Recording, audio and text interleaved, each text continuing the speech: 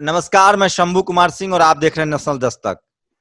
क्या हम एक देश के तौर पे आजादी के बाद 70 साल का लंबा समय गुजर गया है, क्या हम एक समाज के तौर पे, देश के तौर पे, एक नागरिक के तौर पे, और जो ये पूरी राष्ट्रवाद की परिभाषा होती है उस पे क्या हम खरा उतर पाए हैं, या आज भी हम जातियों में बटा हुआ समाज है, मजहब में बटे हुए समाज हैं, और इस देश में क्या हम एक दूसरे से इतनी नफरत करते हैं कि उसको उसका अधिकार तो देना दूर की बात है, हम उसका अधिकार छीनने पर उतारू। और खासकर अगर बात करेंगे संवैधानिक दायरे में बात करूंगा, मैं जाति की बात नहीं कर रहा हूं। अमूमन इस देश में होता है कि आपको एससी, एसटी, ओबीसी, माइनॉरिटी और जनरल, ये कैटेगरी है आपके संविधान में। जाति हमारे देश में संविधान लागू होने के साथ ही खत्म हो गया था। तो हम लोग आज संवैधानिक दायरे में रह के कैटेगरी की बात करेंगे और बात करेंगे कि क्या इस देश में जो लॉकडाउन के दौरान एट्रोसिटी बढ़ी है, कास्ट एट्रोसिटी, खासकर कैटेगरी के आधार पे, उसको कैसे देख रहे हैं। मेरे साथ राजेंद्र जी हैं, जो दिल्ली में सोशल जस्टिस मंत्री हैं और एक लंबा समय रहा है उनका इस तरह के आंदोलन से। शीतल पी सिंह हैं, सीनियर पत्रकार हैं। उसके बाद नवीन हैं, जो लगातार पत्रकारिता करते रहे हैं, वो भी जुड़ेंगे, शायद तकनीकी वजह से नहीं जुड़ रहे हैं। उसके बाद नीरज हैं, जो आपको बताएंगे कि किस तरह से ग्राउंड में क्या हुआ है, जो यूपी में जिस तरह से लोगों को जला के मारा गया है। और राजवर्धन है, छात्र हैं, और इन्होंने कल जिस तरह से 3 दिन पहले लखनऊ में गले में हांडी लटका के लोग घुमाया गया है, वो शेड्यूल कास्ट के लोग थे उनको, और उसको जेल भेज दिया गया है। और जो आरोपी है उनका कहना है कि ये चोरी करने आए थे, तो क्या उनको अधिकार मिल रहा है। तो यही बात समझने की शुरू करेंगे। सबसे पहले मैं चाहूंगा राजवर्धन बताए क्या था पूरा मामला, आप ही से शुरू कर रहे हैं। और जो मामला है लखनऊ, जो उत्तर प्रदेश की राजधानी है, जहां मुख्यमंत्री कार्यालय भी, आवास भी है, और पूरे प्रदेश से जो छोटे बड़ा काम होता है लखनऊ से होता है। और देखते हैं कि हम जो संविधान के इस युग में एक अब भी इस तरह की अमानवीय घटनाएं जो घट रही हैं, निश्चित तौर पर ये देश के लिए और पूरी मानवता के लिए भी बड़ा ही कलंकित कार्य है। घटना 4 जून की है सर।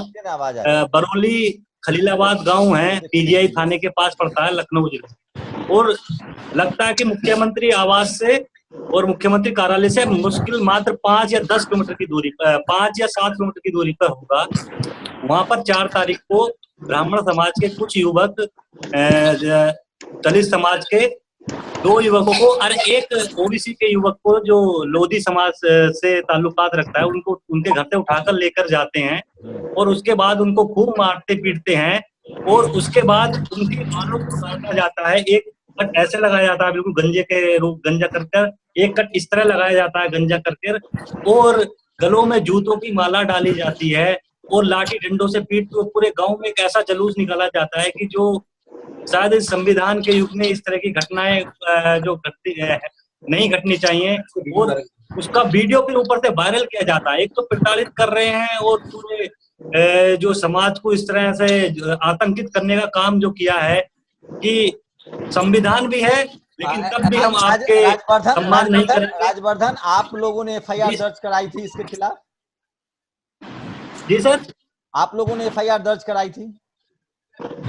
हाँ सर, एफआईआर दर्ज हुई है। पीड़ित पक्ष की तरफ से हम लोगों ने जब दबाव बनाया, वो वीडियो दर्शकों को दिखा रहा हूँ, दूसरी तस्वीर दूसरे विंडो में। ताजा अपडेट क्या है? ताजा अपडेट क्या है? क्या जो पीड़ित थे, जिनको घुमाने का ये वीडियो है, उन्हीं को जेल भेज दिया गया है? अभी आरोपियों को जेल नहीं भेजा गया है सर। चोरी के केस में जेल भेजा गया है। अच्छा, उन्हीं को जो पीड़ित हैं?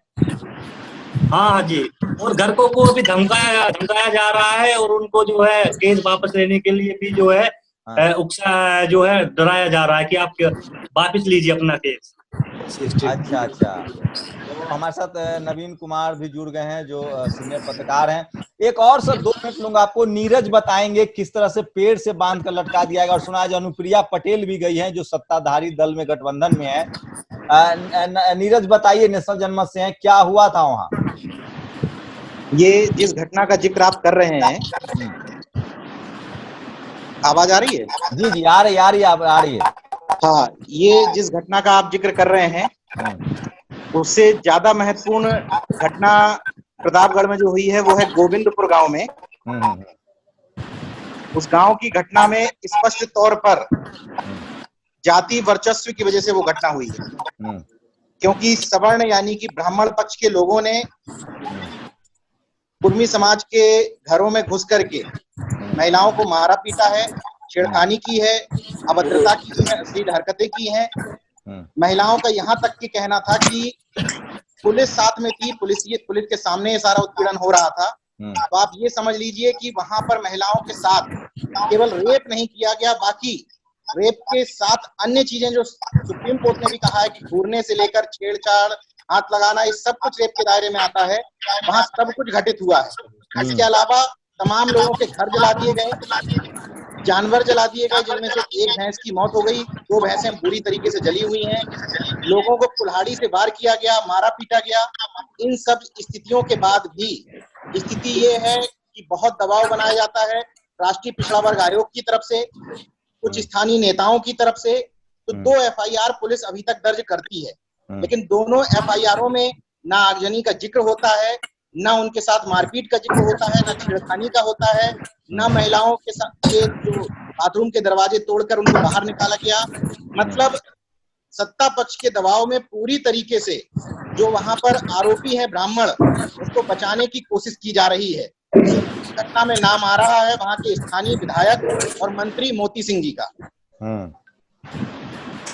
तो स्थिति आपके सामने मैंने स्पष्ट कर दी। अकेले एक जगह की घटना नहीं है प्रतापगढ़, उत्तर प्रदेश में जहां जहां भी घटनाएं हुई, तकरीबन सारी घटनाओं से मैं जुड़ा रहा। चाहे ये लखनऊ की अभी घटना का जिक्र किया इन्होंने, उस घटना का भी मुझे जानकारी है। किसी भी घटना में अगर वो पिछड़े या दलित वर्ग के साथ हो रही हैं, तो ऐसी घटनाओं में स्पष्ट है कि पहले तो एफआईआर दर्ज नहीं की जाएगी।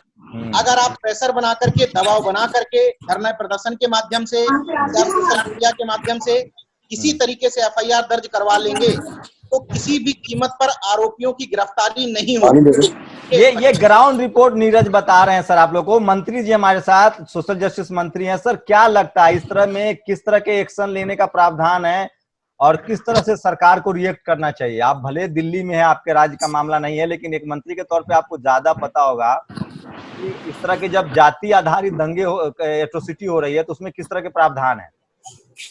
एक्चुअली शंभू जी, वैसे तो कानून में सारे प्रोविजन ऑलरेडी हैं।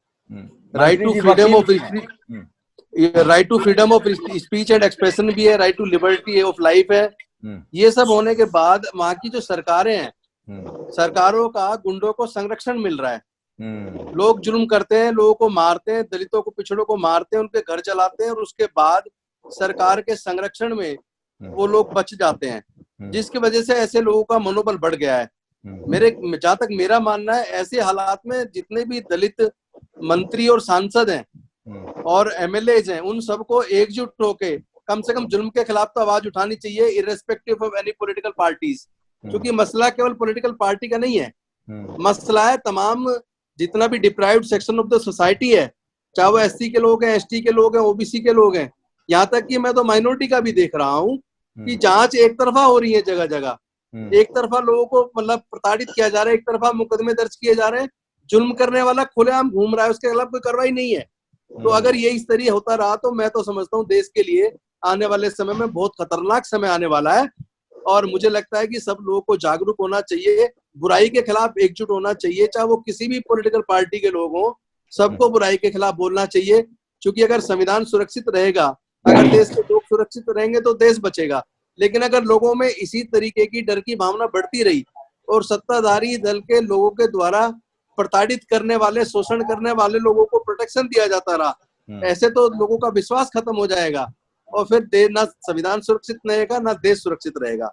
मैं समझता हूँ इस पे सबको मिलकर इस पे मजबूती से आवाज बुलंद करनी चाहिए। मतलब आपको लगता है कि गवर्नमेंट जो है, सत्ता का जब तक संरक्षण न मिले तब तक पुलिस या कार्रवाई नहीं होती, या तो सरकार चाहती है तो कार्रवाई होती है, सरकार नहीं चाहती तो कार्रवाई नहीं होती। मतलब सरकार का देखिए बिल्कुल आप कहीं भी देख लीजिए, जहां भी घटनाएं घट रही हैं, चाहे वो यूपी की बात हो, चाहे मध्य प्रदेश की बात हो, चाहे राजस्थान की बात हो, हम ये देख रहे हैं कि सभी जगह वहां की जो सरकारें हैं, जब तक वो नहीं चाहती तब तक शोषण करने वाला आदमी अरेस्ट ही नहीं होता, उसके खिलाफ सख्त मुकदमा नहीं बनता। एक आदमी जनता को भड़काता है, भड़काने के बावजूद बच जाता है। ये अमेरिका नहीं है कि पुलिस प्रमुख कहे कि राष्ट्रपति जो है ये नहीं बोल अनफॉर्चुनेट है हमारे देश के लिए कि हमारे देश में अगर जुल्म हो रहा है दलित के साथ तो दलित ही विरोध करेगा। अरे भाई, जुल्म हो रहा है किसी इंसान के साथ हो रहा है, अगर सभी जाति धर्म के लोग उस जुल्म के खिलाफ खड़े हो जाएं तो मैं समझता हूँ जुल्म करने वाले का मनोबल डाउन हो जाएगा और इस तरह की घटनाएं रुकेंगी। शीतल पी सिंह है सर, सीनियर पत्रकार हैं, बहुत लंबा अनुभव है सर। क्या लगता है जब आप लोग पत्रकारिता कर रहे थे, जब सोशल मीडिया नहीं था, यूट्यूब, फेसबुक, ट्विटर नहीं था, तब आप लोग को खबर पता चल पाती थी SC ST OBC माइनॉरिटी की कास्टिज्म की? नहीं, खबर हमेशा पता चलती है, खबर कहीं कहीं से छिन के आ जाती है, लेकिन खबर की नहीं जाती है क्योंकि खबर करने जब आप अखबार में थे, जब आप मैगजीन में तभी ऐसा था। ऐसा सारे बड़े कांड हुए, बेलछी कांड हुआ, दूसरे हुए जब इंदिरा गांधी हाथी पे बैठ के गई थी, तो ऐसा नहीं था। ऐसे कांड होते हैं, उनकी चर्चा भी होती है, लेकिन वही है कि चर्चा जैसे अब बहुत कम हो रही है तैसे तब बहुत कम होती थी। उन स्थितियों में कोई, चूंकि बुनियादी फर्क कोई आया नहीं, बुनियादी काम कोई हुआ नहीं। जो सामाजिक न्याय के नाम पर जो लोग जीत के आए, जिन लोगों की जिम्मेदारी थी कि इस तरह की सामाजिक स्थिति बनाते, वो लोग रुपया बनाने में लगे रहे, उन्होंने रुपया बनाया ढेर सारा, फिर रुपये को अब रक्षा करने में लगे हुए हैं। तो ये सब काम हुए नहीं। जैसे ये 2 मामले अभी जो आप कह रहे हैं रुपया, बाकी लोग मनरेगा में मजदूरी कर रहे हैं क्या? सिर्फ SC ST OBC के नेताओं पर आरोप लगाएंगे कि रुपया बना रहे हैं? आपको लगता है मायावती की सरकार हो, लालू यादव की सरकार हो और जातीय एट्रोसिटी हो और कार्रवाई न हो, जैसे अभी हेमंत सोरेन की सरकार? मैं एक बात कह रहा हूँ कि अगर आप सामाजिक न्याय के सवाल पे जीत के आते हैं, चुने जाते हैं, और जो सामाजिक अन्याय के सवाल पे जीत के आते हैं, चुने जाते हैं, दोनों में फर्क है ना।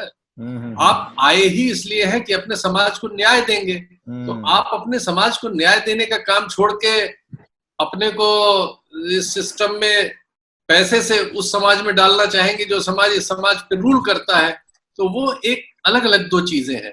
तो इससे कह के उसको डाइल्यूट मत कीजिए। नहीं, पैसा जो आप कह रहे थे ना सर, मैंने इसलिए कहा कि पैसा इसीलिए कहा मैंने कि आय से अधिक संपत्ति का मामला दर्ज होना चाहिए ना। जब उनको काम ये करना था जो काम नहीं हुआ, जो काम अभी नहीं हो रहा है। जैसे उत्तर प्रदेश में कम से कम 100 लोग तो ऐसे हैं जो बीजेपी के अलावा जीते हैं ना, उसमें से 50-60 लोग ऐसे होंगे जो इन्हीं सब समाजों के होंगे। वो 50-60 लोग भी जाके इनकी FIR नहीं करा सकते क्या?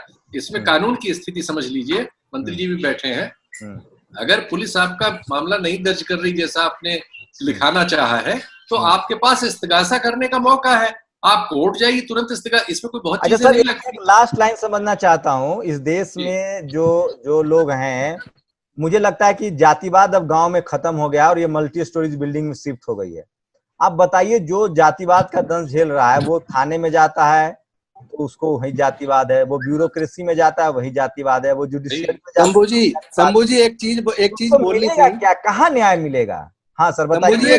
न्याय तो नहीं मिलेगा, वो तो क्लियर है, लेकिन न्याय लेने के लिए आपको तैयारी तो करनी पड़ेगी। न्याय लेने की आपको कोशिश तो करनी पड़ेगी। न्याय लेने की कोशिश वो कर रहे हैं जिनको उसके तौर तरीके नहीं पता, तो उनको बताना तो पड़ेगा। तो जिनका ये काम है वो तो सिर्फ वोट लेने के लिए एक बार मंत्री जी कुछ कह रहे हैं, उसके बाद नवीन सर के पास जाएंगे, बड़ी बात वो बताने वाले हैं। हाँ, नवीन सर के पास जाएंगे। एक्चुअली मैं जो अभी शीतल जी बोल रहे थे, हाँ, तो एक एडवोकेट होने के नाते एक लंबा 22 साल का मेरा MLA बनने से पहले वकालत का अनुभव है। तो जो अभी वो कह रहे थे इस्तिगासा तो कर सकते, बिल्कुल ठीक है कि अगर FIR दर्ज पुलिस नहीं कर रही है, आप कोर्ट में जाके कंप्लेंट केस दायर कर सकते हैं। लेकिन कंप्लेंट केस का प्रोसेस इतना लंबा है, कई केसेस में तो कोर्ट 156(3) में तुरंत ही मुकदमा दर्ज करने का ऑर्डर कर देती है IOC रिपोर्ट लेके। लेकिन ज्यादातर केसेस में जहां इस तरह का कास्ट वाला मैटर आता है, वहां पहले वो आपको कहेंगे विटनेस पेश करो। कभी कभी तो विटनेस कराते कराते पता लगा 3 साल बीत गए और कोई FIR, कोई समनिंग ऑर्डर ही नहीं हुए। नहीं, मैं सीता सर से एक लाइन और लास्ट समझना चाहता हूँ। क्या लगता है सर आपको कि जातिवाद गांव में है या अब अर्बन सेंट्रिक है और पावर सेंटर्स पे है? Media, university, judiciary, bureaucracy, business. जातिवाद सर्वत्र है। वो गांव शहर में छोड़ा नहीं है, कोर्ट से लेकर नीचे जहां भी आप निचली समझते हो वहां तक उसमें कोई परिवर्तन नहीं हुआ है, बल्कि वो और घनीभूत हुआ है, और ज्यादा जिद्दी हुआ है, और ज्यादा क्रूर हुआ है। और चूंकि आबादी बढ़ रही है तो थोड़ा बहुत उसके ऐसे आपके पास सैंपल्स आ जाते हैं जिससे आप खुश हो जाते हैं और आपको लगता है कि नहीं बहुत सी चीजें नहीं है। नवीन सर के पास जाएंगे। नवीन सर, आवाज मिल रही है आपको? नवीन सर, मेरी आवाज मिल रही है आपको? नवीन सर आवाज मिल रही है आपको? नवीन सर आवाज मिल रही है मेरी आपको? शायद कुछ तकनीकी। नवीन सर आवाज मिल रही है आपको मेरी? नवीन सर आवाज नहीं आ रही, आवाज नहीं आ रही है। आपकी आवाज आ रही है, आपकी आवाज आ रही है। आप वॉल्यूम बढ़ा लीजिए, आपकी आवाज आ रही है। अगर हेडफोन हो तो लगा लीजिए। आपकी आवाज आ रही है। आप क्या कहना चाह रहे हैं सर, बताइए क्या लग रहा है अभी? आप मीडिया चैनलों की क्या स्थिति है खबरों को लेके? आपका कनेक्ट हो गया है सर ऑडियो? आवाज आ रही है आपकी सर? अभी आ रही है। हाँ बढ़िया सर। क्या लग रहा है ये जो अभी शीतल सर बता रहे थे कि सोशल जस्टिस की लड़ाई सोशल जस्टिस के नेताओं ने कहीं नहीं लड़ी है, और अब चूंकि क्या SC ST OBC माइनॉरिटी के ही नेताओं की जिम्मेदारी है कि वो न्याय बनाए रखे, बाकी जो जनरल कैटेगरी के मुख्यमंत्री बन जाएंगे या नेता होंगे तो उनकी जिम्मेदारी नहीं है कि न्याय बरकरार रहे? ये सिर्फ मायावती लालू की जिम्मेदारी है? नहीं शंभू, मुझे ऐसा नहीं लग रहा कि शीतल पी सिंह ये कह रहे थे कि सामाजिक न्याय की लड़ाई नहीं लड़ी गई है। अगर सामाजिक न्याय की लड़ाई नहीं लड़ी जाती तो आज हम लोग ये बात ही नहीं कर रहे होते। तो कम से कम हम यहाँ तक तो आ गए हैं ना कि बात हम कर रहे हैं और खुलकर बात कर रहे हैं और तमाम जोखिम के बावजूद कर रहे हैं। तो हम इसको नल एंड वाइड नहीं कर सकते कि सामाजिक न्याय की लड़ाई नहीं लड़ी गई। वो तो लड़ी ही गई है। नहीं लड़ी गई है तो कर्पूरी ठाकुर कहाँ से हुए? नहीं लड़ी गई तो शहीद जगदेव कहाँ से हुए? लालू यादव कहाँ से हुए? मायावती कहाँ से हुई? काशीराम कहाँ से हुए? ये तो लड़ाइयों के नाम है ना, ये तो कुछ चेहरे नहीं है। अब सवाल है कि जो लड़ाई लड़कर इन्होंने एक समाज बनाकर और सामाजिक न्याय का एक ढांचा बनाकर इन्होंने हमको दे दिया है, उसको आगे कैसे ले जाना है और उसकी तैयारी क्या होनी चाहिए। हमारा काम ये होना चाहिए कि हमको ये किसी पिक एंड चूज घटना की बात नहीं है कि केवल प्रतापगढ़ में ऐसा हुआ या हम मान ले कि बिहार में केवल ऐसा हुआ। मैं तो कह रहा हूं कि मध्य प्रदेश सरकार का एक जो आया है डेटा, और वो कोई ऐसा नहीं है कि वो कोई लालू यादव की सरकार है, ये भी नहीं है कि वो मायावती की सरकार है। तो कम से कम ये अच्छी बात हुई है कि ये हमको खुले दिल से क्रेडिट दे देना चाहिए शिवराज सिंह चौहान को, और ये कहना चाहिए कि उन्होंने एक बड़ा अच्छा काम किया कि एक सर्वे करा लिया। और वो सर्वे इतना हैरान करने वाला है कि 38% से ज्यादा लोग जो माइग्रेंट लेबरर्स थे वो दलित आदिवासी हैं। इससे भी ज्यादा जो है वो पिछड़े वर्ग से आते हैं, और केवल 2.7% लोग जो है माइग्रेंट लेबरर्स, करीब 3.5 लाख लोगों पर मध्य प्रदेश की सरकार ने सर्वे किया है, वो सवर्ण है जो सामान्य जातियों से आते हैं। तो 2.5% लोग एक तरफ है और दूसरी तरफ 97% लोग हैं। अगर हम इसी सर्वे को सच मान लें, जो कि बीजेपी की सरकार ने कराया है, हम ये आरोप नहीं लगा सकते हैं कि वो लालू यादव ने कराया है या मायावती ने कराया है या अखिलेश यादव ने कराया है, तो वो डाटा फोर्स्ड है। ये तो एक ऐसी सरकार ने कराया है जो आरक्षण खत्म करने के एजेंडे पर चलती है। ये तो एक ऐसी सरकार ने कराया है जो सवर्णों की सत्ता स्थापित करना चाहती है। तो हम उसको सच मान लेना चाहिए, कम से कम ये अच्छी बात हुई है। अब जो मैं अगली बात कहना चाहता हूँ वो ये कहना चाहता हूँ कि सामाजिक न्याय की लड़ाई एक एक केस के जरिए नहीं लड़ी जा सकती। उसके लिए एक ब्रॉडर माइंडसेट बनाना पड़ेगा, और उस ब्रॉडर माइंडसेट बनाने के लिए दलित, ओबीसी, माइनॉरिटी, मैं जोर देकर कहना चाहता हूँ कि इसमें हमको माइनॉरिटी को भी शामिल करना चाहिए। बैकवर्ड क्लास, बाबा साहब ने बैकवर्ड क्लास कहा था, कास्ट नहीं कहा था। हमको इसको समझना पड़ेगा कि एक वर्ग है, तो जो ये वर्ग है उसके खिलाफ जो लड़ाई लड़ी जा रही है गांव के लेवल पर, मैं तो कह रहा हूं कि गांवों से ज्यादा शहरों में भी भत्स स्थिति, और गांव में तो तब भी लोग स्ट्रगल करके सामने ले आते हैं ऐसे मामलों को। और मैं सलाम करना चाहता हूं गांव के लोगों को, गरीब लोगों को, जो कि शेड्यूल्ड कास्ट, ओबीसी, दलित और माइनॉरिटी और आदिवासी होने के बाद भी ये मामले सामने ले आते हैं और हम इस पर बैठकर बात कर रहे हैं। आप बताइए दिल्ली में कितने मामले आते हैं इस तरीके के एट्रोसिटीज के, अब बताइए बंबई में कितने मामले आते हैं इस तरह के एट्रोसिटीज के। तो हम ये नहीं कह सकते कि ऐसा गांव में है ऐसा शहरों में नहीं है। शहरों में ज्यादा भयावह स्थिति है, नहीं, वो सामने नहीं मैंने ये कहा था सर कि अब जो जातिवाद है वो महीन है, और वो पावर सेंटर जहां अगर आप चपरासी हैं तो दिक्कत नहीं है, अगर आप कॉलेज यूनिवर्सिटी पीएचडी करने जा रहे हैं, चूंकि कानून बन गया, लोगों को डर है कानून का थोड़ा।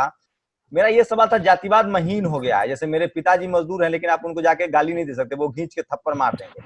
लेकिन अगर मेरा नंबर कम दे दे, मुझे मीडिया की नौकरी से निकाल दिया जाए, मुझे यूनिवर्सिटी में, अब तो ये जातिवाद।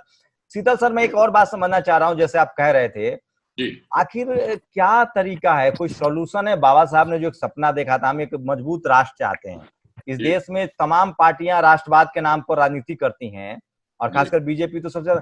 क्या ये राष्ट्रवाद में उन लोगों को बिल्कुल जगह नहीं मिलती है जिनके पास जमीन नहीं है, संपत्ति नहीं, SC ST OBC माइनॉरिटी जो मजदूर हैं, और चूंकि आप जनरल कैटेगरी से हैं, तो वो क्या मनोदशा होती है जो जातिवाद को इतना ज्यादा वो मानव से भी ऊपर रखते हैं?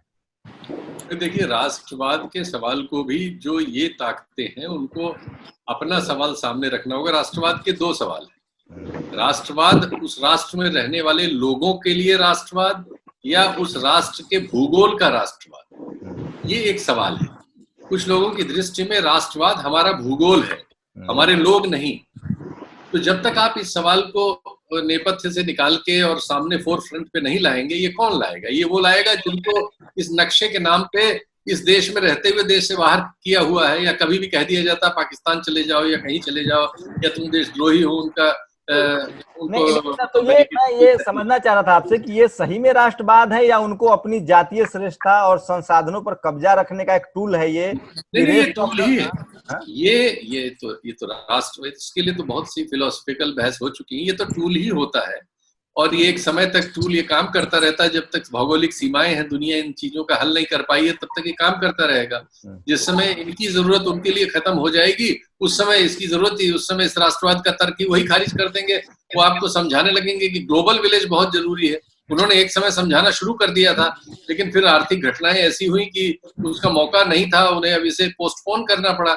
फिर कभी मौका आएगा और उनकी जरूरत नहीं सर, ये जो जैसे अभी अमेरिका में हो रहा है, जैसे अमेरिका में रेसिज्म को लेकर सेंसिटाइजेशन है, क्या जनरल कैटेगरी के लोग अपने घरों में कास्ट सेंसिटाइजेशन को लेकर बात नहीं करते हैं कि हमारी दादी नानी या हमको इस तरह से चीजों से बचना चाहिए? अभी भी क्या स्थिति है वो? चूंकि आप जनरल कैटेगरी अमेरिका में मैं समझ गया, आपका सवाल भी समझ गया, भावना भी समझ गया। आप एकदम गलत नाव पे सवारी करना चाह रहे हैं जो डूबी हुई पहले से है। आप सोच रहे हैं कि इस देश के 80% लोगों की लड़ाई उस 20% में से 0.1% समाज आपके लिए लड़ देगा। किराए पे लड़ाई नहीं लड़ी जाती, लड़ाई जिनकी है उनको लड़ना पड़ेगा और उनको अपने इन सब सवालों पे खुद समझदार बनना पड़ेगा और उनके लोगों को उनको समझदार करना होगा। वो 0.1% भी उसी समझदारी में पीछे आ सकते हैं। अमेरिका में जो हो रहा है उसके लिए पहले कालों ने कुर्बानी दी है, उस दिन भी दी है जिस दिन उसकी गर्दन पे एक गोरे पुलिस अफसर का घुटना रखा हुआ था। वो कुर्बानी अनवरत है, पहले वो उठे तब उस पर दूसरे लोग उठ के सामने आए। बहुत अच्छी लड़ाई मुसलमान 14.5% है, वो अपने अस्तित्व के लिए बहुत बेहतर लड़ रहे हैं। लेकिन 65% 60% आबादी इस देश में, उसके नेतृत्व ने उसको बहुत बड़ा धोखा दिया है, अनवरत धोखा दिया है। मैं कहता हूं आप उसको सफाई चाहे जितना देते रहिए। एक आंदोलन जो भी हुआ जिससे वो लोग सत्ता तक पहुंचे, उसमें भी उस 0.1% की बड़ी भूमिका थी, वरना ये लोग उस जगह नहीं पहुंच पाते जहां पहुंच गए थे। लेकिन उससे क्या हुआ, जब उनको मौका मिला तब वो सिर्फ रुपया बनाया उन्होंने। इसको मैं फिर कहूंगा, 10 बार कहूंगा, आप उसको सफाई देते रहिए और रास्ता बनाते रहिए।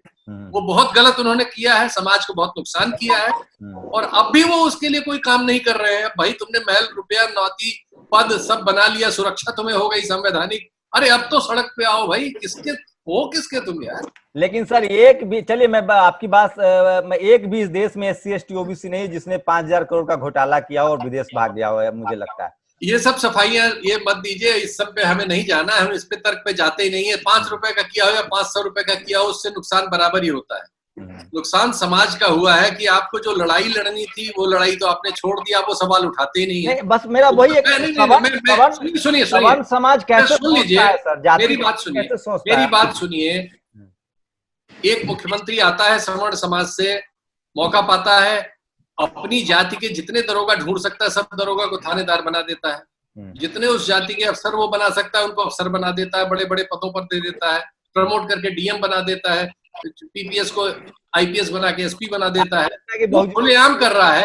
आप ये आंकड़े लेके लड़ेंगे नहीं तो कौन लड़ेगा भाई? नुकसान आपका हो रहा है, नौकरी आपको नहीं मिल रही, मास्टरी पढ़ाने आपको नहीं दे रहे हैं, अत्याचार आप पे कर रहे हैं, तो ये लड़ाई लड़नी पड़ेगी भाई। इस लड़ाई को लड़ने आप उन्हीं में से सोच रहे हैं कि वो 20% जो प्रिविलेज्ड है उसमें से कोई देवदूत उतर के आएगा।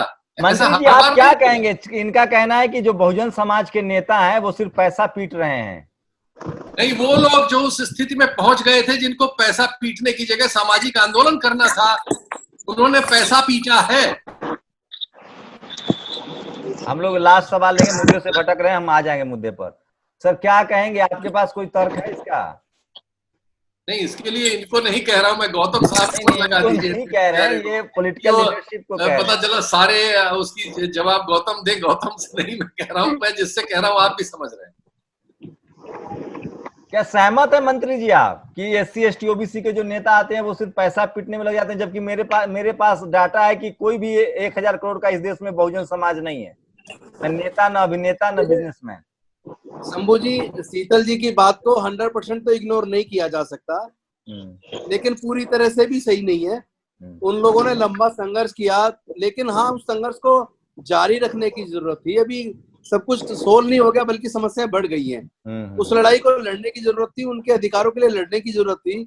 उसको लड़ने की बजाय ऐसा लगता है कई दफा कि उन्होंने सरेंडर कर दिया है, और शायद सरेंडर का कारण वही है कि जो पैसा जो भी बनाया, मैं उस संख्या पे नहीं जा रहा हूँ कि वो किस तरह बचा रहे या किस तरह वो जांच को इधर उधर कर पाए, वो बचाने के लिए अपने आप को उन्होंने पूरे समाज के आंदोलन को ही सरेंडर कर रखा है। नीरज आपको क्या ना करते हुए भी नीरज जरूर समझ रहा हूँ। नीरज आपको क्या लग रहा है? हम लोग लगातार पत्रकारिता कर रहे हैं, सर लोग सीनियर है, टेलीविजन अखबार में बड़े सीनियर है, हम लोग लगातार यूट्यूब चैनल चला रहे हैं।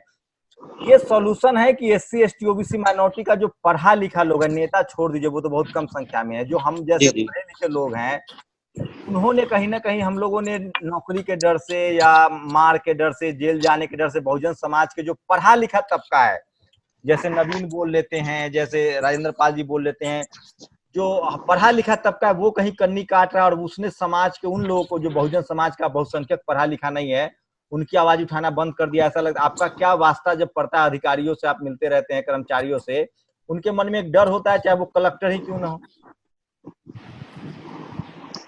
देखिए, मेरा अभी तक का अनुभव तो ये है कि एक बात से तो मैं शीतल सर के सहमत हूं कि जो सत्ताएं कर रही हैं ये एक बात है, लेकिन इन सत्ताओं में जो हमारे तथाकथित पिछड़े और दलित वर्ग के नेताओं को करना चाहिए वो नहीं कर रहे हैं। ये मिसिंग है, ये मैं पूरी तरीके से कह सकता हूं, क्योंकि तमाम सारे मैं नेता पर नीरज सब काम नेता नहीं करता है। अमेरिका में ओबामा नहीं गया था लीड करने, वो जनता पहले सड़कों पर आई थी। क्या बहुजन समाज के पढ़े लिखे लोग, चाहे वो मैं हूँ, नीरज हो या नवीन हो या राजेंद्र पाल गौतम हो, ये लोग कहीं ना कहीं इनिशिएट नहीं कर रहे हैं?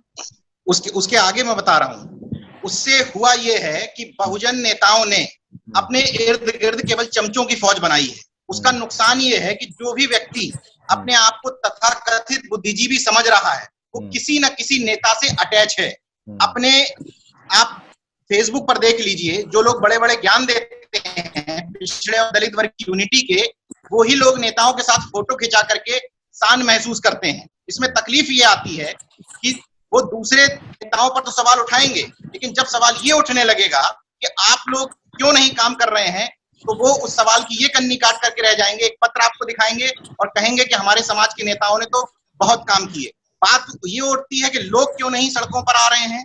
इसका सबसे सही बात रीजन ये है कि हम लोगों ने जातियों में इतना बांट रखा है अपने आप को कि अगर किसी यादव के साथ होगा तो यादव ही बोलेगा, दूसरे शांत रहेंगे। किसी कुर्मी के साथ घटना होगी तो कुर्मी बोलेगा, बाकी शांत रहेंगे। इतने ज्यादा विभाजित हैं हम लोग इन सारी चीजों में कि जब बोलने में एकजुट नहीं हो पाते हैं, फेसबुक पोस्ट लिखने में एकजुट नहीं हो पाते हैं, तो सड़क पर उतरने की तो बात ही छोड़ दीजिए। सीता सर, ये क्या लग रहा है, ये जो जातिवाद जो बनाया जिन लोगों ने, मनु ने, मतलब ये दुनिया की सबसे अद्भुत टेक्नोलॉजी है, इसको कोई काट नहीं है इसका। जातीय व्यवस्था में आप भी नीचे हैं। नहीं, हैरत की बात ये देखिए, जिन लोगों ने जातिवाद बनाया, हम लोगों ने उसको इतना ज्यादा आत्मसात कर लिया है कि उसी में पूरी तरीके से डूबे हुए हैं और खुश हैं, अपने जातिवाद से खुश हैं, क्योंकि उसी जातिवाद की वजह से हमें अपनी जाति के नेताओं से मिलने का मौका मिलता है, उसी जातिवाद की वजह से अपने समाज के अधिकारियों से मिलने का मौका मिलता है।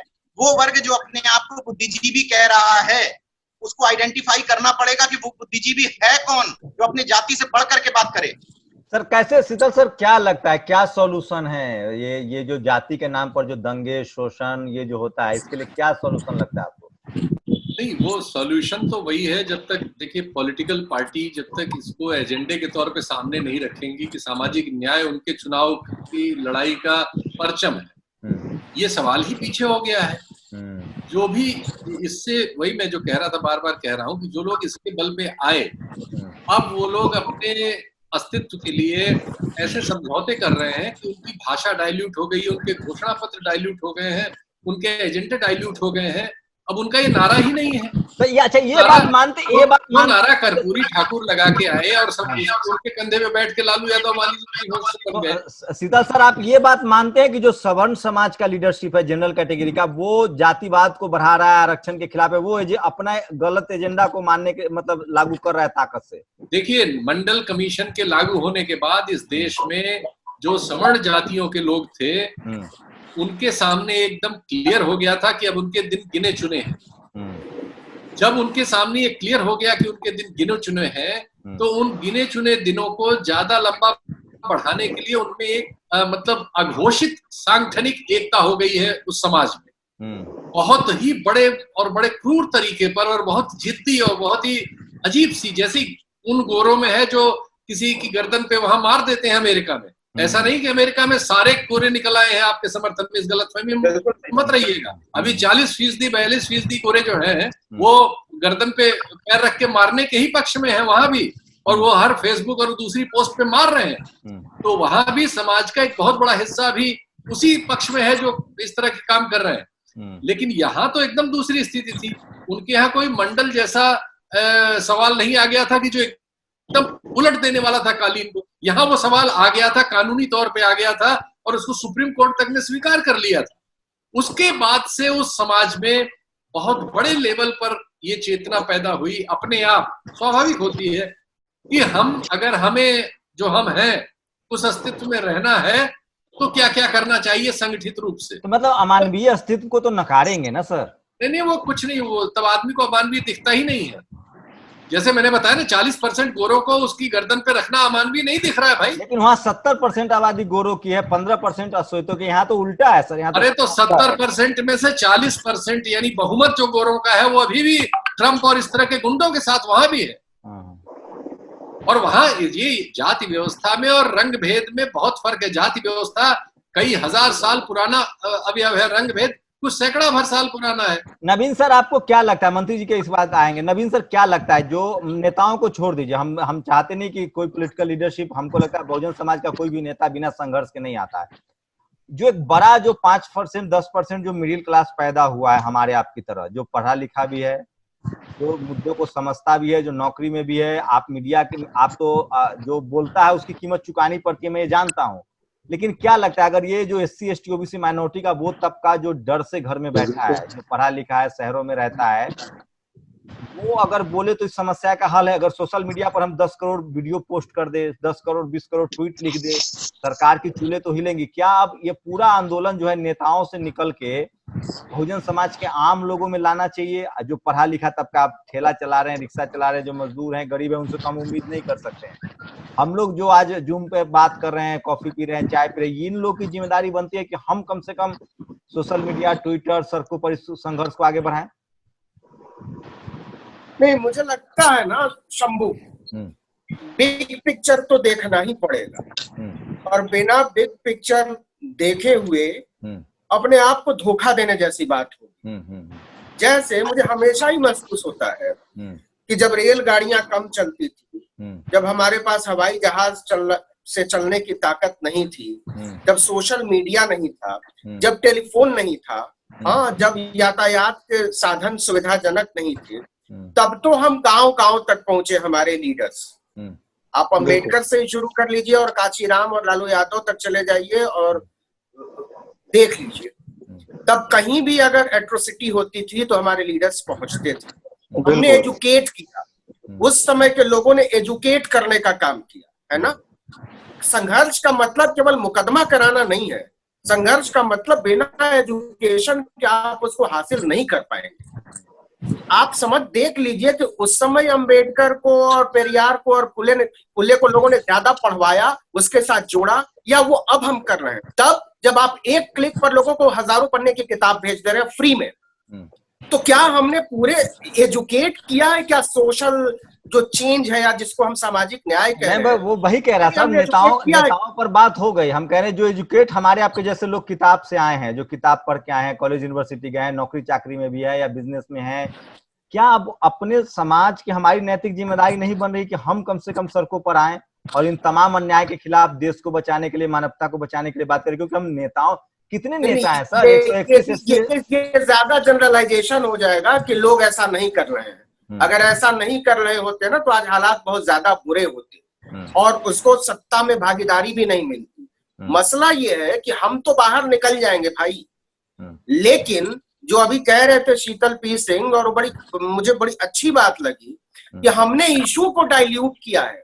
हमारे लीडर सत्ता तक तो पहुंचे, लेकिन सत्ता तक पहुंचने के बाद वो भूल गए कि सत्ता तक क्यों पहुंचे हैं, उसका मकसद क्या था। सत्ता तक पहुंचना था सत्ता को बचाने के लिए नहीं, सत्ता तक पहुंचना था चेंज लाने के लिए। वो चेंज और तेज होना चाहिए था। आप मुझे बताइए कि जब भारतीय जनता पार्टी सत्ता में आती है तो दीनदयाल उपाध्याय के नाम पर, एडगेवार के नाम पर और दूसरे अपने आइकॉन्स के नाम पर 50 इंस्टीट्यूशन खड़े कर देती है। आप मुझे उत्तर प्रदेश में बताइए कि ऐसे इंस्टीट्यूशन खड़े किए गए हैं अंबेडकर के नाम पर, पेरियार के नाम पर, फुले के नाम। आप मुझे बताइए बिहार में ऐसे इंस्टीट्यूशन खड़े किए गए हैं। आप मुझे बताइए मध्य प्रदेश में ऐसे इंस्टीट्यूशन खड़े किए हैं कि राजस्थान में खड़े किए गए।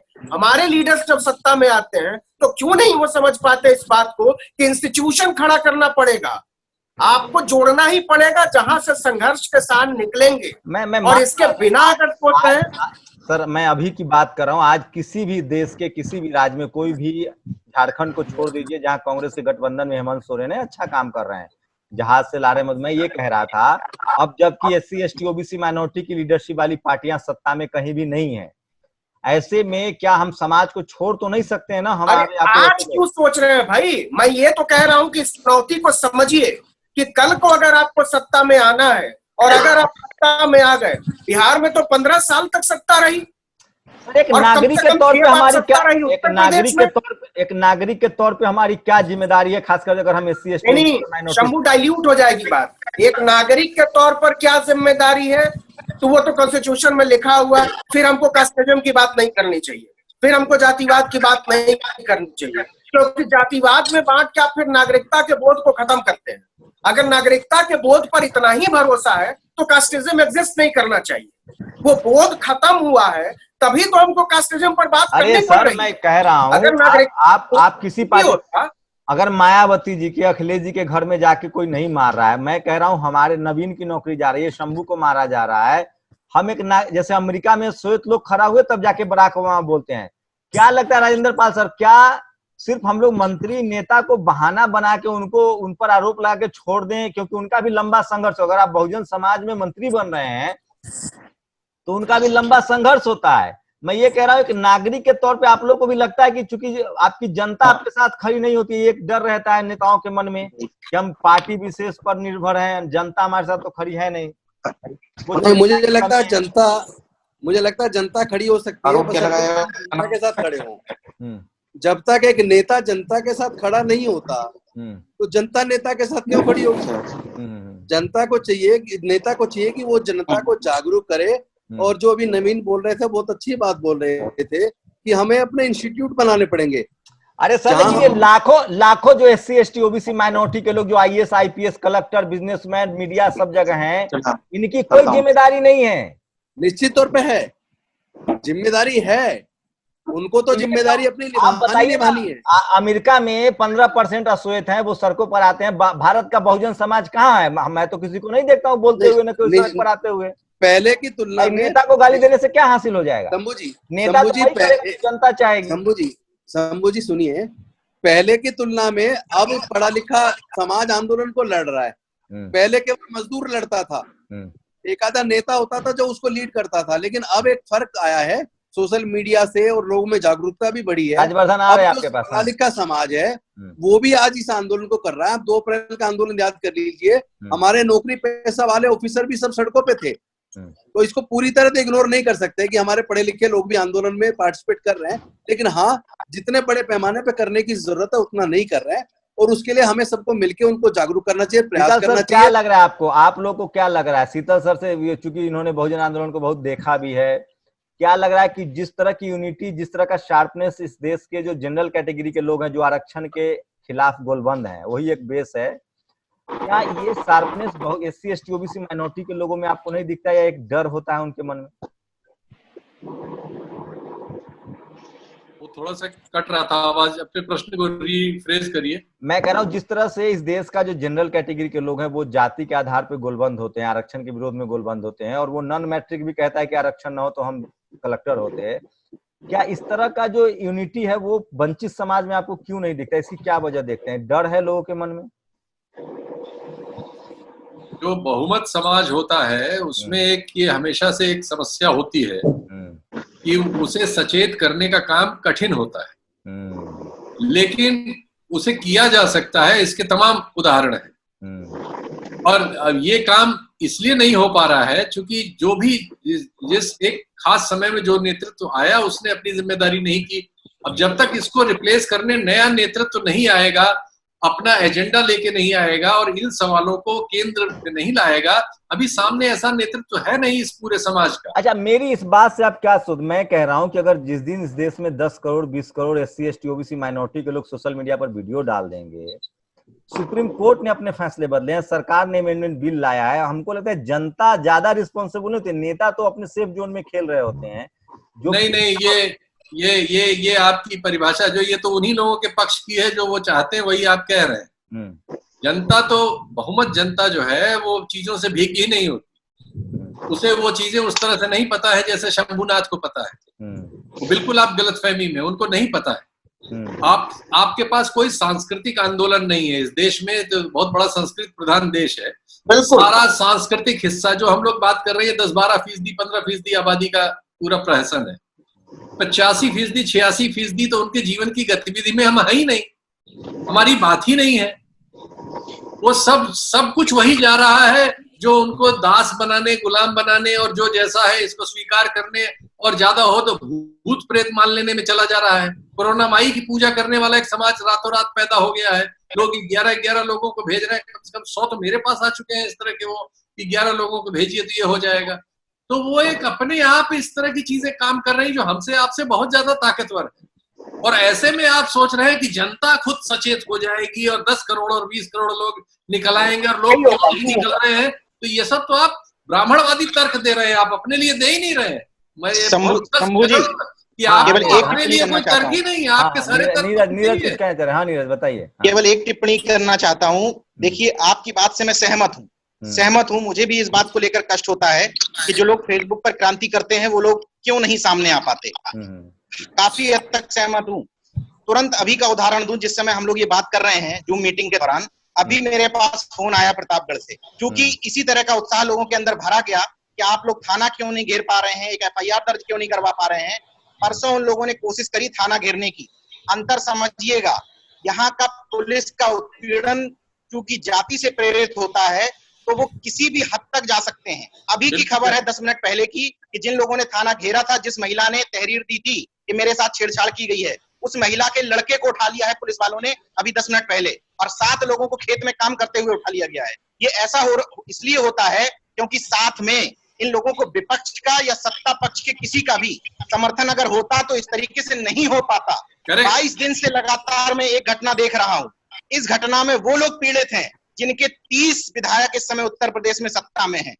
इसलिए नहीं हो पा रहा है क्योंकि कोई भी सिंगल गुलाम नेता इन लोगों के साथ खड़ा नहीं है। अगर खड़ा होता, इन लोगों ने आंदोलन किया था, वो साथ में खड़े हो जाते तो आंदोलन का अगर बहुजन नेताओं ने साथ छोड़ दिया है तो जनता को तो एकजुट होना चाहिए था ना। यही मैं कह रहा हूं, जनता तो उतरी ना सड़क पर। सड़क पर कल 11 तारीख है, कल लखनऊ में विधानसभा का घेराव कर रही है जनता।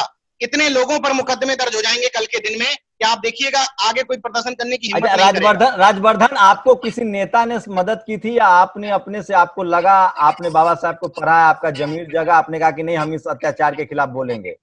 मेरा भी कोई नेता से संपर्क नहीं है, ना मेरे कोई दोस्त है। मुझे लगता है कि मैं बहुजन समाज में पैदा हुआ हूँ, उनके कष्टों, मैं तो एक पत्रकार के तौर पे विक्टिम के साथ रहता हूँ। मुझे किसी नेता ने नहीं दिया है। तो क्या ये एक्चुअली में हमको किसी नेता ने कोई मदद तो नहीं की, लेकिन हम लोग कुछ छात्र और जो इतने अपने जो समाज के खिलाफ जो एट्रोसिटी होती है और सोशल जस्टिस की लड़ाई को हम लगातार मुखर होकर लखनऊ में लड़ते रहते हैं, चाहे 13 पॉइंट रोस्टर हो या SC एक्ट लेकर हो या कोई भी एट्रोसिटी होती है अगर समाज के खिलाफ, तो हम मुखर होकर उस पर लड़ते हैं। और वैसे भी मैं PhD कर रहा हूँ, तो मैं हर उस मुद्दे को देखता हूँ कि जो हमारी सोसाइटी को या सामाजिक न्याय को प्रभावित करता है, तो उसको हमने जैसे ही हमने देखा, मालूम हुआ कि इस तरह की घटना घटी है और हमारी यूनिवर्सिटी से मात्र 5 किलोमीटर की दूरी पर है, तो हम लोगों ने देखा, मैं अपने सभी साथियों को बाइक्स पर लेकर गए, हम 10-20 नौजवान थे सब, और गए, हमने उस घटना का पूरा ब्यौरा लिया वहाँ के गांव के लोगों से। और वो गांव के लोग इतना मतलब सहमे हुए थे, वो हमको भी ऐसे सोच रहे थे कि जैसे कि ये उन्हीं लोगों के भेजे हुए गुंडे हैं।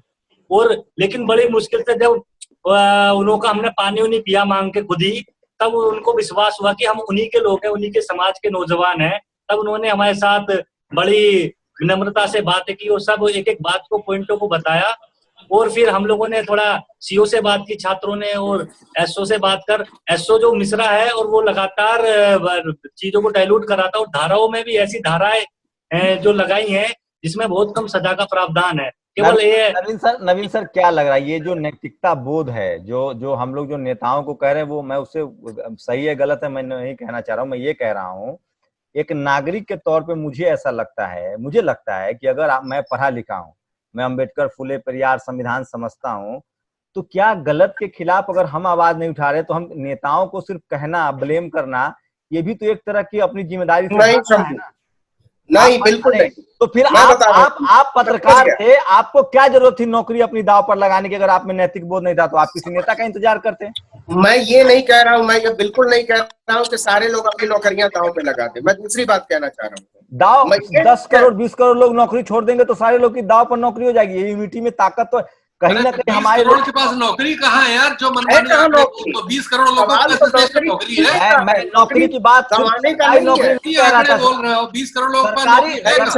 अरे सर, सरकारी नौकरी नहीं कर रहा हूँ मैं, चाहे मैं प्राइवेट भी बता रहा हूँ। 20 करोड़ नौकरियां नहीं है इस समय। कहाँ गलतफहमी में हो? कहाँ से आंकड़ा मिल गया? तो हम लोग 60 करोड़ की आबादी, हम लोग कहाँ से खाते पीते? अब 20 करोड़ को नौकरी नहीं है उसमें, फिर गलतफहमी में हो। प्राइवेट नौकरी हो, सरकारी नौकरी हो, मजदूरी कर रहे हो, कुछ भी। खेतिहर मजदूर को उसमें गिनोगे या अप्रवासी मजदूर को, तो उसका क्या मतलब है? उस बेचारे को तो क्या पता, वो तो जिंदा है, बड़ी बात यही है। उससे आप ये उम्मीद करोगे? आपके यहाँ नौकरी, पहले इन संख्याओं को कम से कम सही है ना सबको, कंफ्यूजन हो जो शीतल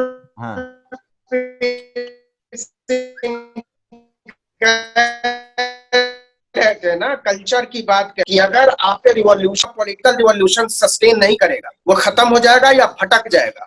आपको पॉलिटिकल पोजीशनिंग समझनी पड़ेगी। सवाल है कि आप जहां से खड़े होकर बात कर रहे हैं, आप दलित होने के आधार पर, पिछड़े होने के आधार पर, आदिवासी होने के आधार पर आप पॉलिटिकल पोजीशनिंग को नजरअंदाज कर देंगे तो ये अपने आप को धोखा देने जैसी बात है। जिस समय अम्बेडकर लड़ रहे थे उस समय तो दलित कांग्रेस पार्टी में भी थे, तो अम्बेडकर को अलग पार्टी बनाने की जरूरत क्या थी? इस बात को समझना पड़ेगा कि प्रतापगढ़ में अगर आज जो लोग हैं जो इस हिंसा को झेल रहे हैं, उस हिंसा के खिलाफ आवाज उठाने वाले उन्हीं जातियों के लोग कहाँ बैठे हुए हैं जो लीडरशिप है। तो आपकी डिफंक्ट लीडरशिप आपके लिए कोई रिवॉल्यूशन नहीं खड़ा कर सकती है। आप बताइए कि उसी भारतीय जनता पार्टी में उसका एजेंडा क्या है? आरक्षण खत्म करना। सबसे ज्यादा दलित और आदिवासी सांसद किसके पास है? भारतीय जनता पार्टी के पास है। तो भारतीय जनता पार्टी के दलित और आदिवासी सांसद क्या रिजर्वेशन बहाल करने की लड़ाई लड़ेंगे? ये बहुत बड़ा इनोसेंस है और इस इनोसेंस को मानने के लिए मैं तैयार नहीं हूं। समझना पड़ेगा, ऐसी लीडरशिप को भी खारिज करना पड़ेगा जो कि दलित, ओबीसी और आदिवासी और पिछड़े के नाम पर एजेंडा चला रहे हैं, समानवाद का एजेंडा चला रहे हैं, रिजर्वेशन के खिलाफत का, ऐसी बात कर रहे हैं। ये नहीं संभव है और जनता आंदोलन खड़ा कर दे और आप बैठकर सत्ता के मजे लूटे, ये डिफंक्ट करने जैसी बात है। करोड़ों लोगों की लड़ाइयों को झूठा ठहराने की बात है। ये पॉसिबल नहीं है। एक नई लीडरशिप निकलेगी जो अपनी लड़ाई भी चुनेगी और अपना नेता भी चुनेगी। नहीं, मैंने उदाहरण दे रहा हूँ, मैंने SC/ST एक्ट को लेकर हो या 13 रोस्टर को लेकर हो, नेता नहीं थे उसमें। नहीं, आप मुझे बताइए ना, भारतीय जनता बड़ाई और वो बहाल हुआ। अनुप्रिया पटेल, आप मुझे साफ साफ बताइए, अनुप्रिया पटेल क्यों नहीं धरना दे देती हैं जाकर? उनकी हुकूमत सेंटर में है, उनकी हुकूमत उत्तर प्रदेश में है। थानेदार की हिम्मत है किसी को उठा लेने? धरना नहीं देंगी, आज तो गई है, धरना नहीं देंगी क्योंकि तमाम चमचे उनके डिफेंड करते हैं। नहीं हो सकता, ये हो नहीं सकता। आप दोनों तरफ नहीं खड़े हो सकते हैं। आप जनता के पक्ष में खड़े हो सकते हैं या नेताओं के पक्ष में खड़े हो सकते हैं। आप दलित, सवर्ण और या आदिवासी या पिछड़े के नाम पर आपको चुनना पड़ेगा। अनुप्रिया पटेल धरना देना इसलिए बंद कर चुकी हैं, नवीन सर, अनुप्रिया पटेल धरना इसलिए नहीं देगी क्योंकि उनके जो गुलाम हैं इर्द गिर्द, वो इस बात में संतुष्ट है कि उन्होंने पत्र लिख दिया, उनका इतना ही काम। मजबूरी क्या है भाई? मजबूरी क्या है? मजबूरी क्या है? उनकी ताकत ये थी।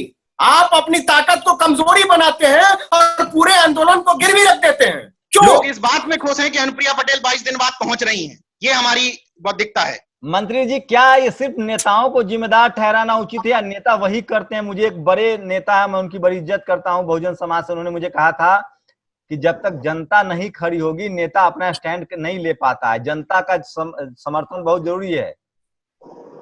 देखिए, जरूरी तो है, लेकिन जनता को साथ लेने का प्रयास तो नेता को ही करना पड़ेगा ना। बिल्कुल। तो नेता ये उम्मीद ना करे, वो नेता ये उम्मीद ना करे कि जनता अपने आप उसके साथ खड़ी हो जाएगी।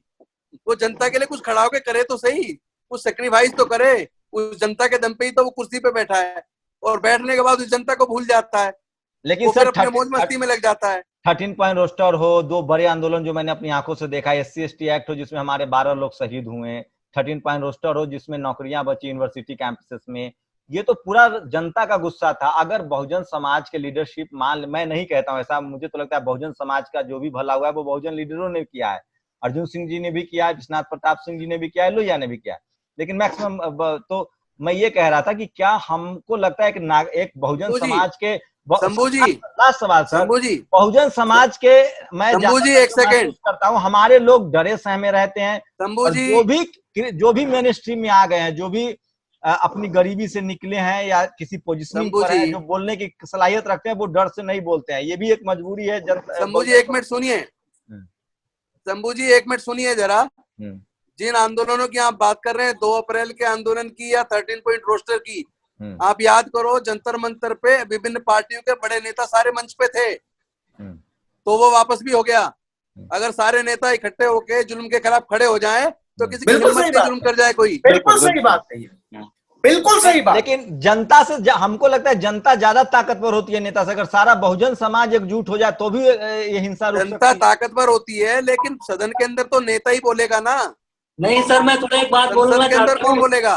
राजवर्धन बताइए। लोग इकट्ठे हुए थे, उसके लिए जो सबसे पहले जनता ने दबाव बनाया था। जब जाकर लोगों नेताओं को लगा कि हमारी कुर्सी खतरे में है, हम उस आंदोलन में बहुत सक्रिय भूमिका में लग रहा थे। क्यों नहीं लग रहा खतरे में? अभी तो लगना चाहिए। हर यूनिवर्सिटी घटनाएं इतना जुल्म हो रहा है, अब क्यों नहीं लग रहा उसको खतरे में?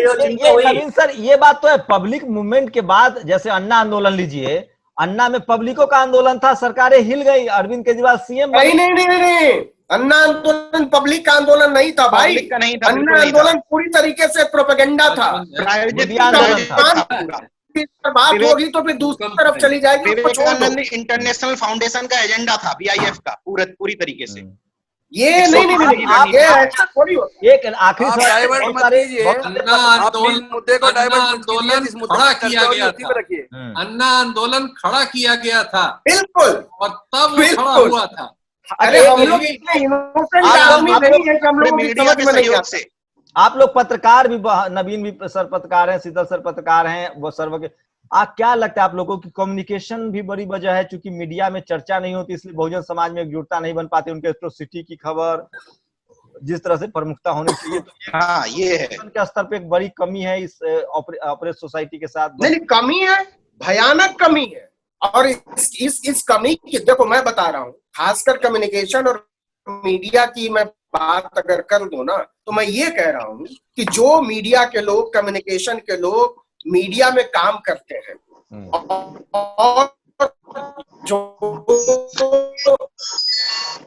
बड़े बड़े संस्थानों में या छोटे संस्थानों में क्राइसिस को समझना पड़ा। इसलिए लोग जो पिछड़े समुदाय से आते हैं, जो बहुजन समुदाय से आते हैं, वो अपना नाम कैसे रखते हैं? वो अपना नाम प्रसाद रखते हैं, वो अपना नाम रंजन रखते हैं, है ना, वो अपना नाम कुमार रखते हैं। वो क्यों रखते हैं? वो इस वजह से रखते हैं कि जिस दिन वो उनकी जाति साफ हो जाएगी ना, उनको टारगेट किया जाएगा। तो ये ताकत देना किसका काम था? ये ताकत देना जनता का काम नहीं था। ये ताकत देना कि ये लोग खुलकर अपनी पहचान के साथ आगे बढ़ सके, ये ताकत देना लीडरशिप का काम था। तो उस समुदाय के जितने कम्युनिकेटर्स थे, जितने पढ़े लिखे लोग, जितने प्रोफेसर्स थे, अध्यापक, इंजीनियर, वकील, इनको ताकत देना लीडरशिप का काम होता है। आपने समय रहते जब आपके हाथ में ये ताकत थी ट्रांसफर करने की, तब आपने ये ताकत ट्रांसफर नहीं की, तो उसका खामियाजा आप ही को भुगतना पड़ेगा। ऐसा इतिहास आपको बार बार मौका नहीं देता है, कभी कभी मौका देता है, और उस मौके को अगर आप दोनों हाथ से नहीं हासिल करेंगे और उसको नहीं डिस्ट्रीब्यूट करेंगे, तो फिर आप चले जाएंगे। फिर आप आज की तरह बैठ कर रोते रहेंगे कि हमारे साथ ये हो गया, वहां FIR हो गई, वहां ऐसा नहीं हुआ। इस बात को समझना पड़ेगा। शीतल सर, ऐसा नहीं हो सकता, पूरी दुनिया में ऐसा हुआ है। मैं एग्जांपल दे रहा हूँ, चाहे वो अब्राहम लिंकन का अमेरिका हो, चाहे नेल्सन मंडेला का पूरा अफ्रीकन देश हो, शोषक समाज ने अपने आप को बदला है। भारत में क्यों आपको लगता है कि जो शोषक वर्ग है वो मानवीय नहीं होना चाहता है? नहीं, वो आप उसके लिए दूसरे, वो समाज शास्त्र का ऐसा विषय है कि उसमें बहुत सारे अवयव लगते हैं। हमारे यहाँ जो शिक्षा व्यवस्था है, हमारे यहाँ शिक्षा व्यवस्था वही है जो इन चीजों को मजबूत करती है। उनके यहाँ जो शिक्षा व्यवस्था है वो इन चीजों को कमजोर करती है। तो अभी तो ये रिप्लेसमेंट नहीं हुआ है। हमारे यहाँ का आदमी तो यहाँ से निकल के वहां जाता है, तो वहां भी वो यही सब करने की कोशिश करता है, लेकिन फिर वो देखता है कि वहां वो जिस टीम में है वो टीम कौन सी है जिसका वीजा खत्म होने वाला है, तो उसके जो अपने जिंदगी के संघर्ष है वो उसको इस पटरी पे ले आते हैं। वरना भारत में वो साला दक्षिणपंथी है और वहां वो प्रगतिशील हो जाता है। तो वो एक परिस्थिति जन्य मामला है। तो उनकी परिस्थिति से बार बार अमेरिका के सैंपल भारत पे ला देंगे, उससे कुछ होने वाला नहीं है। वो बहुत दूर है, अभी आपसे 7 समंदर पार नहीं, बहुत उससे भी ज्यादा पार है। हमारे यहाँ जो संभव है, जो होना चाहिए, और जो होगा तो कुछ होगा, नहीं तो कुछ नहीं होगा। एक नया नेतृत्व आएगा जो इस देश में सामाजिक न्याय की छूट गई लड़ाई को अपने झंडे पे बड़ा बड़ा लिखेगा, बैनर पे लिखेगा और उसको रोज लड़ेगा, संसद से लेके नीचे तक। उसमें से कुछ लोग संसद में जाएंगे, कुछ दूसरी जगहों पे जाएंगे, हारेंगे। ऐसा होगा तब कुछ दिनों बाद बिल्कुल सही बात होगा, नहीं तो कुछ नहीं होगा। जैसा है इससे भी बुरा होगा, क्योंकि दूसरा पक्ष जो है वो बहुत सुसंगठित हो गया है और अपनी स्थिति को रोज मजबूत करने में सक्षम। लेकिन आप जैसे लोगों की संख्या बढ़ रही है ना, इससे भी तो उम्मीदें बनती है। इस गलतफहमी को, फिर मैं इस तरह की गलतफहमियों से खुश नहीं होता। आप कहते रहो, मुझे ये सब भटकाव लगता है। मंत्री जी, क्या लग रहा है आपको? मैं फिर वही एक लास्ट बार आपसे पूछ रहा हूँ, उसके बाद हम लोग खत्म करेंगे। क्या जनता के मूड को नेता पहचानते हैं कि जनता कैसे, जनता ही सड़क पर अपने शोषण के खिलाफ निकलेगी तब जाके ऐसा है ना शंभू? इसमें एकदम नहीं, मुझे ये लगता है जो मिशन मूवमेंट वाले लोग हैं उन लोगों को आके अपने हाथ में बागडोर संभालनी पड़ेगी और इस आंदोलन को मजबूती से चलाने के अपने लोगों को कैडराइज करना पड़ेगा। बिल्कुल अभी कैडर पे तो ध्यान ही नहीं है किसी का। जब तक कैडर पे ध्यान नहीं होगा, अपने महापुरुषों के संघर्ष को पढ़ेंगे नहीं और उसको लेके अगर हम केवल अपने व्यक्ति के बारे में सोचेंगे तो कुछ नहीं होगा। लेकिन जो लोग पढ़ लिखे आए हैं, नौकरी करने की भावना पैदा करनी पड़ेगी। जो लोग पढ़े लिखे हैं, कम से कम 5 से 10% लोग तो है ना SC ST OBC माइनॉरिटी में जो अपलिफ्ट हुए हैं सोशली इकोनॉमिकली, उनकी भी तो नैतिक जिम्मेदारी है ना। शंभू, मैं तो कह रहा हूँ कि किसान, मजदूर, दिहाड़ी कमाने वाला, मैं तो कह रहा हूँ कि वो भी एजुकेट होना और डिग्री वाला होना, दोनों में फर्क है। हम बिना डिग्री के भी एजुकेट कर सकते हैं लोगों को, और वो फिर मूवमेंट का हिस्सा बन सकते हैं, वो चेंज ला सकते हैं। मैं तो ये कह रहा हूं कि इतना निराश होने की जरूरत नहीं है। लीडरशिप को पहचानना होगा कि हम काम किसके लिए करते हैं और हम क्या करने के लिए यहाँ बैठाए गए हैं। जनता को पहचानना होगा कि हमारी लीडरशिप क्या है, हम उसको मजबूती दे पा रहे हैं कि नहीं। और इसमें बहुत जरूरी है कि हम मीडिया का अपना एक ऐसा ढांचा खड़ा करें जो प्रभावी और विश्वसनीय ढंग से अपनी बात आगे ले जा सके। बिना इसके सारे आंदोलन फेल हो जाएंगे शंभू जी, उसको समझना पड़ेगा। अगर 50 लाख आदमी कास्ट एट्रोसिटी के खिलाफ, जो 50 लाख, 10 लाख, 20 लाख जो भी लोग सोशल मीडिया पर हैं, मुझे लगता है 100 करोड़ लोग, अब शीतल पी सिंह भड़क जाएंगे कि तुम्हारे पास डेटा है, 100 करोड़ लोग व्यूअरशिप क्रॉस हो गई है नेशनल दस्तक की। मान लिए एक आदमी ने 10 बार 5 बार 5 करोड़ तो देखा होगा, चलिए 40 लाख तो मेंबर व्यूअरशिप वो है, सब्सक्राइबर है। अगर 30 लाख 50 लाख लोगों ने भी वीडियो भी अगर पोस्ट कर दिया अपने सोशल मीडिया पर कास्ट एट्रोसिटी के खिलाफ या तमाम हमलों के खिलाफ, इससे तो एक असर पड़ेगा ना, इससे तो एक चेंज होगा। यहाँ तो ट्विटर ट्रेंड करने से चेंज होता है। युवराज सिंह माफी मांग लेते हैं, सरकार पर दबाव नहीं पड़ेगा, उन सत्ताओं पर, उन लोगों पर जो कास्टिज्म करते हैं और जो न्याय संविधान को नहीं मान रहे हैं, जो न्याय में भरोसा नहीं रख रहे हैं। कलेक्टिव कॉन्शियस की जरूरत है। सामूहिक चेतना के बगैर कुछ नहीं हो सकता। ये एक प्लेटफॉर्म हो सकता है, अपनी बात कहने का एक जरिया हो सकता है, लेकिन ऐसे कम से कम 1 लाख प्लेटफॉर्म्स की जरूरत है। हमको इसको समझना पड़ेगा, छोटे छोटे लेवल पर जाना पड़ेगा और उसको चेंज का कारण बनाना पड़ेगा, बदलाव का जरिया बनाना क्या पड़ेगा। लगा सीता सर, ये तरीका हो सकता है जब हमारे नेता को लगे कि भैया 10 लाख 20 लाख लोग सोशल मीडिया पर इस तरह से बात कर रहे हैं, आपको समझना पड़ेगा। क्योंकि ट्यूनीशिया का आंदोलन सोशल मीडिया से हुआ था, आपको याद होगा, जो पूरा स्प्रिंग रिवॉल्यूशन हुआ। नहीं शंभू, जो तुम बार बार ट्यूनीशिया और अमेरिका चले जा रहे हो ना, ये ठीक नहीं है। ये इसलिए ठीक नहीं है कि वहां 100% लिटरेसी है, वहां हर एक आदमी को प्राइमरी एजुकेशन मिलता है। यहाँ रोटी समस्या है यार, तो यहाँ नमक और रोटी खाने के लिए सही सवाल नवीन सर, सही मैं कह रहा हूँ, जो बहुजन समाज का लिटरेट आदमी है वो तो कम से कम सर को पढ़ा है। शंभू नवीन, तो उस लिटरेट आदमी को एक कॉल 2 बना के, कॉल सिस्टम से बनाओगे ना, जब सिस्टम से बनाओगे तो हो जाएगा। तो पहले वो सिस्टम तो बनाओ, जो पुराना सिस्टम बना था वो सिस्टम यूज करके लोग चले गए। अब एक नया जो बहुजन समाज, जैसे राजवर्धन ने पूरा आंदोलन चलाया, अभी FIR करवाया, लड़ रहे हैं, नीरज नेशनल कर रहे हैं, नवीन सर कर रहे हैं। मैं कह रहा हूँ क्या SC ST OBC माइनॉरिटी का पढ़ा लिखा तबका तय करे, या वो भी कई नेताओं पर वो उसने उस पढ़े लिखे तबके को किसी ऑर्गेनाइजेशनल प्लेटफॉर्म पे जब तक नहीं लाओगे तो वो अपना अपना सोच रहा है। सारे तुम्हारे 40 लाख सब्सक्राइबर हैं, 40 के 40 लाख ये प्रोग्राम इस समय नहीं देख रहे हैं, और कोई गारंटी नहीं कि अगले 24 घंटे में देख भी लेंगे कि नहीं देख लेंगे। तो उनके बल पे तुम कोई फैसला करोगे तो उसका कोई मतलब नहीं है। और 40,000 और 50,000 देख भी रहे होंगे तो वो उसी तरह से निराश हो जाएंगे जैसे मैं हो रहा हूँ। तो जरूरी है संगठन बनाओ भैया। एक तरीका हो सकता है ना सर कि आपके पास सोशल मीडिया है, आप अपना वीडियो तो पोस्ट कर सकते हैं ना कि भैया ये गलत हो रहा है, सरकार को इस पर तो एक कॉल तो कोई दे, तुम ही कॉल दो, चलो इसी प्रोग्राम के बाद तुम एक कॉल दो, देखो कितने लोग। मैंने दिन के 12 बजे ही दे दिया है कि अगर आप लोग मुझे 10 लाख वीडियो भेजते हैं तो मैं ये सरकार तक पहुंचाऊंगा कि भैया देश के लोग ऐसे सोच रहे हैं। तो जब तुम्हारे पास 10 लाख नहीं 4 लाख हो जाए तो हम लोगों को फिर एक बार बुलाना, बैठेंगे, तय करेंगे क्या करेंगे। ये सोल्यूशन नहीं लग रहा आपको? हम अपने देश को बचाने के लिए, मानवता को बचाने के लिए क्या हम लोग सोशल मीडिया पर ही बात नहीं कर सकते हैं? करो भाई, ये तो करना ही चाहिए, कर रहे हो अच्छा करो, ये उसी दिशा में अच्छा प्रयास है।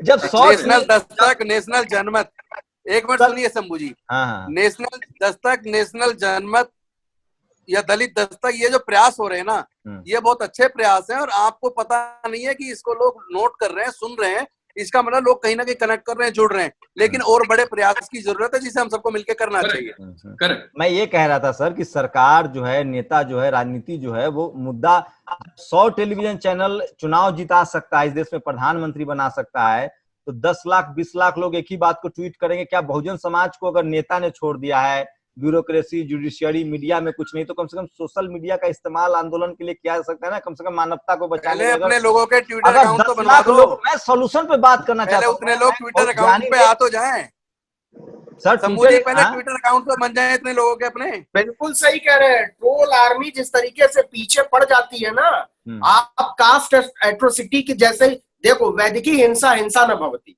जब सवर्ण हिंसा करता है तो उसको कहते हैं कि आप। अब मुझे एक बात बताओ कि उत्तर प्रदेश के थानों में जब लाइन से ठाकुरों की नियुक्तियां होती हैं, जब लाइन से ब्राह्मणों की नियुक्तियां होती है, तो जातिवाद नहीं आता है, लेकिन जब यादवों की नियुक्ति होने लगती है तो तुरंत जातिवाद आने लगता है। जब अफसरों की नियुक्ति होती है, सोल्यूशन पे बात क्या एक जिस देश में, जिस समाज, शोषित समाज के पास मीडिया नहीं है, ब्यूरोक्रेसी नहीं है, जुडिशियरी नहीं है, बिजनेस नहीं है, संसाधन विहीन समाज है, वहां कम से कम social media, smartphone, mobile, thank you Zuckerberg, वो अमेरिका वाले ही हैं। इसके लिए भी तो एजुकेशन की जरूरत है ना शंभू, इतना क्या तो हम बताने की जरूरत पड़ेगी ना। 50 लाख ये लोग भी क्यों बहुजन जरूरी समाज है? के एजुकेटेड नहीं है इस देश में, हमारे आपकी तरह। नहीं, जिस दिन तुम्हारे पास 50 लाख लोग होंगे उस दिन तुम इस देश के प्रधानमंत्री होगे। तुम पहले 4 लाख लोग इकट्ठा करो, फिर हम तुम्हें बताते हैं तुम कैसे होगे। हमें पीछे ही रहना है, तुम हो, हम चाहते हैं तुम हो। सर अभी जो आईटी सेल लोग चलाते हैं उसमें कितनी संख्या में लोग होते होंगे? उसमें अब वो सब बातें इस पे करने की नहीं, बैठ के बातें की जाती नहीं, है। आईटी सेल चलता है ना, तो हर मुझे जगह लगता है कि नहीं। बहुजन, सर ये बहुत जरूरी सवाल है, आप समझिए। आदमी नहीं है मैं कोई शंभू, टेलीविजन, मैं ये कह रहा हूँ जो आईटी सेल चलता है, जी, क्या इस देश का वंचित समाज, शोषित समाज अपने आप को सोशल मीडिया पर भी अपनी आवाज नहीं उठा सकता? अगर वो नहीं बिल्कुल उठा सकता है, उठा रहा है। अगर वो नहीं उठाता है तो वो डिजर्व करता है शोषण। अगर कोई आदमी नहीं बहुजन तो वो उठा रहा है, उसको संगठित करने वाला कोई बैठे। अगर तुम्हारा बैठने का मन है, हम तुम्हारे साथ हैं, बैठो, नहीं, हो जाएगा। मैं तो पत्रकार के तौर पे जो बात है वो मैं कह रहा हूं, अगर कोई समाज, सर मैं अगर भैंस हूं, मैं भैंस हूं और मुझे शेर ने पीछे से पकड़ रखा है, अगर मैं हाथ पैर भी नहीं चला रहा हूं, इसका मतलब मैं खुद चाहता हूं कि शेर मुझे खा जाए। अगर एससी एसटी ओबीसी माइनॉरिटी के कितने नेता होंगे, नेताओं के बल पे आप खाली नेता को दोष दे रहे हैं। जो इस देश का 1 लाख 2 लाख 4 लाख 5 लाख लोग जो एसी में बैठे हुए हैं, या जो नॉर्मली जिनके पास स्मार्टफोन है, ट्विटर है, फेसबुक है, अगर वो नहीं लिख रहे हैं तमाम अमानवीयता के खिलाफ, शंभू देखो एक सवाल है यहाँ मेरा, तो जनता कैसे बड़ी हो जाती है? सवाल ये है कि आप, तुमने लगातार पॉलिटिकल लीडरशिप की बात की है, मुझे एक बात बताओ कि आपके पास कोई पॉलिटिकल लीडरशिप है काशीराम की तरह, जो एक लंबे लक्ष्य के लिए काम कर रहा है कि हमको आने वाले दिनों में क्या हासिल करना है? मैं जनता, आपके पास कोई विश्वनाथ प्रताप सिंह है जिसके पास ये कन्विक्शन है? मैं जनता की बात करना, मैं कह रहा हूँ जब हमारे पास कोई आसरा, जब हम नाव में ट्रैप में फंस रहे हो, जनता को कटघरे में खड़ा करके ये ताली और थाली बजाने वाली पॉलिटिक्स है। ये वही ट्रैप है कि जनता लड़ लेगी कोरोना से, जनता माफ कर देगी, जनता सिलेंडर का पैसा छोड़ देगी और जनता लड़ लेगी। ये ट्रैप है, यही मनुवाद है, यही मानसिकता है मनुवादी। मैं वही कह रहा था, बिल्कुल जनता को कटघरे में खड़ा कर दो, आप बिल्कुल ठीक है, जनता जिम्मेदार है। मैं कह रहा हूं जो वंचित समाज के लोग हैं, जिनको रोज मारा जा रहा है, अगर उनका नेता, अगर नाव है, नाव में समंदर में जा रहा हूं या नदी में जा रहा हूं, नाव डूबने लगेगा तो हाथ पैर मारेंगे ना सर। अब जो एससी एसटी ओबीसी माइनॉरिटी अपने स्तर पर हाथ पैर मार रहे हैं, स्तर पर हाथ पैर मारने के हाथ पाँव मार रही है जनता में।